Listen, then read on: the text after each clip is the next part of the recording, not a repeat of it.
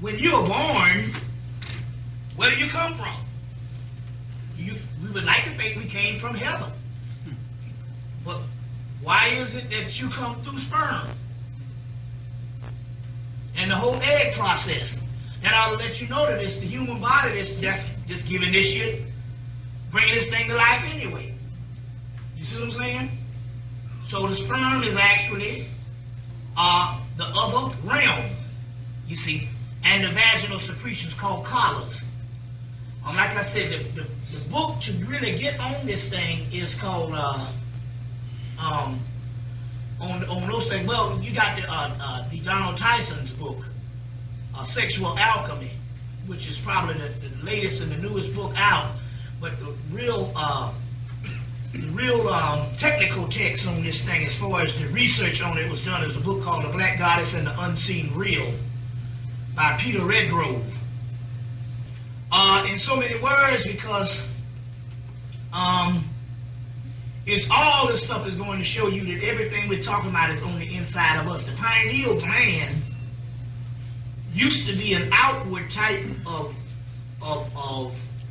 gland or organ that the earliest humans had, that later on sunk below the horizon. And I talked about that yesterday when I said how the vibratory rate captured us, and as it became stronger, the spiritual senses became invisible and died on us. And that's basically the pineal gland becoming encased in bondage. So when they say Lucifer or Satan is bound for 1,000 years, they're also talking about the pineal gland. You see what I'm saying? Which, you know, the head of the serpent is the pineal gland, based on the mythology of the serpentine fire, Uraeus crown. And the serpent is the one that's supposed to be Satan in the Bible. Well, Satan is also the Kundalini. The hell's fire is the Kundalini fire. Is the Kundalini fire.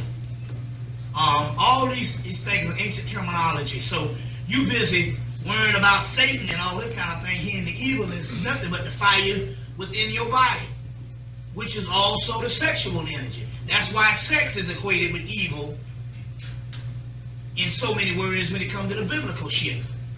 You see what I'm saying? You know, and because of the biblical thing. So they say it's only for procreation. No, the ancients used to, procreation was secondary. They already figured that you're going to have a few babies. That's secondary. You know, hell, the animals do that. Sex was on a higher level in the ancient world. You see what I'm saying? But the serpent of the Garden of Eden,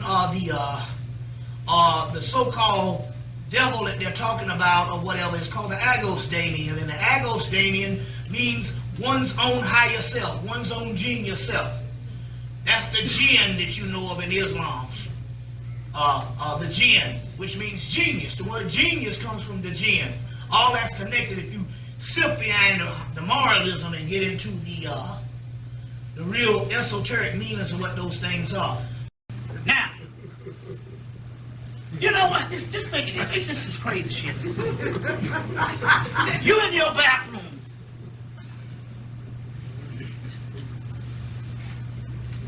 And every now and then, every summer, I live in an old house.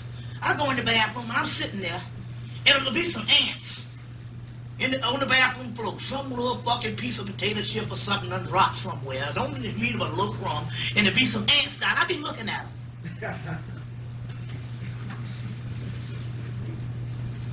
Do you think that I give a fuck what the individual ant down there feels about me or how he behaves?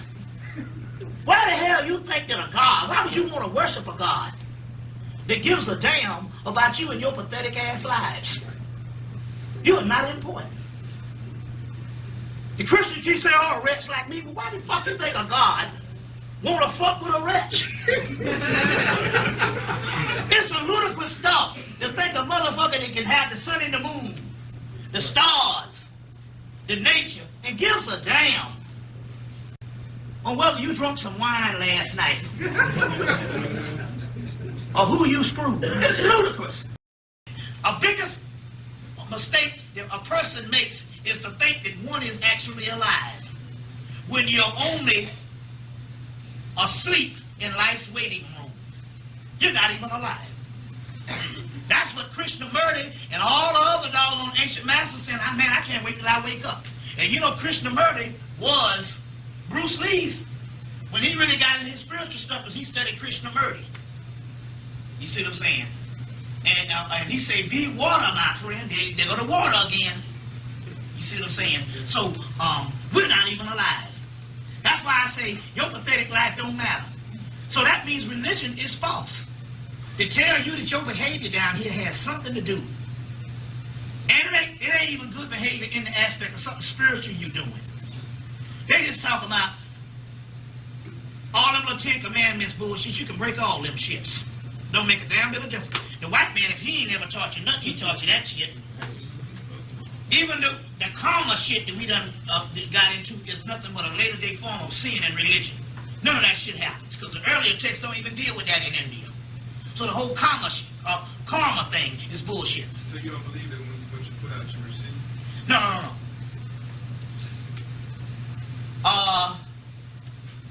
Let's put it this way. Let me explain something about the negative confession and the Egyptian thing. I be fucking niggas up on this all across the goddamn country. When we learned about that, you know, I have not done this and I have not done that. We learned that from historians, and they were only comparing it to the 10 Commandments. If you go down to, how many is it? 42. It's 42 negative confession, but they say it's like 100 and something. 147, right? If you go down 147 things that you are not to do, you wouldn't even be able to live life. That means you just need to stand still like this because you couldn't do shit. There's a great mystery to this shit. The great mystery here is that when he's reciting the negative confession, he said, I have not done this, I have not done that. Naturally, your physical body, you're capable of doing anything just to survive. Right. It's not him in the physical form that have not done these things. It is his soul that is on the inside of him that has not done these things because your soul is sleep. You ever heard of the sleeping Buddha? So ultimately, when you really think about ultimately, it don't give a fuck what you do. Let me let me give you something. Look at this. Now this is the Egyptian thought. Look at this. The physical man has been instructed of psychic matters, and they understand by works and mere faith that they do not have perfect knowledge. They belong to the earthly church. Good conduct is necessary for them, for otherwise they could not be saved. But we spirituals shall certainly be saved not by conduct, but because we by nature are spiritual. It ain't got shit to do with what you do down here. Just as the earthly man cannot participate in salvation, for it is not capable of receiving it. What do they mean by that? Now this is a dialogue between the soul and the physical body. One, they're saying that the earthly man, which is your physical body, you need good conduct because that's just a moral code and a political way that you survive in society. You don't want to kill up everybody. You don't want to walk in the goddamn street blindfolded. You might get hit by a truck. You see? We spirituals is your soul. It says, but we spirituals shall be saved not by conduct, but simply because by nature we are spiritual. That's your soul talking. Now look at this. It said, just as the earthly cannot participate in salvation because it is not capable of it. The physical body cannot go beyond the physical realm. It dies. Here's the soul, here's the spirit. Here's the soul, here's the spirit. They are two different worlds. They have nothing to do with each other. Nothing whatsoever. Because guess what? The soul is asleep. The soul is asleep. That's called a sleeping Buddha. The soul is asleep. The soul only wakes up when you become illuminated. The soul is not even here. It's dormant. It's down in your gastrointestinal tract, up under the ravenous dragon, the shit sack. The shit sack, the dookie shoot, the intestines. Now this is pharaonic thought. You see what I'm saying? This ain't going to look at some statues and some pyramids and stepping off on another foot and reading some bullshit book of the dead, which is a pathetic book. Why? Because it was a book for the priesthood. And it was stupid to think that we're going to put that up with, like the Bible, because the Egyptians didn't have one major book. They had libraries and volumes of books. And probably that's insignificant. That's why you ain't never been able to do nothing with a piece of shit. It's a rag. Significant in a time where the goddamn priesthood was what they was doing. But here it is again. We got to be like the Christians. We got to find the sacred book in Egypt. So we look at that book and just thought that book was the holy book, like the Bible. And it wasn't. That's why you ain't benefited from the bullshit since it was around. So in turn, the spiritual cannot accept decay, no matter what action it undertakes. Just as gold placed in the mud does not lose the shape of the gold, but the beauty retains its own nature, and the mud cannot harm the gold. So we cannot damage or lose our spiritual nature, even if we engage in various natural actions.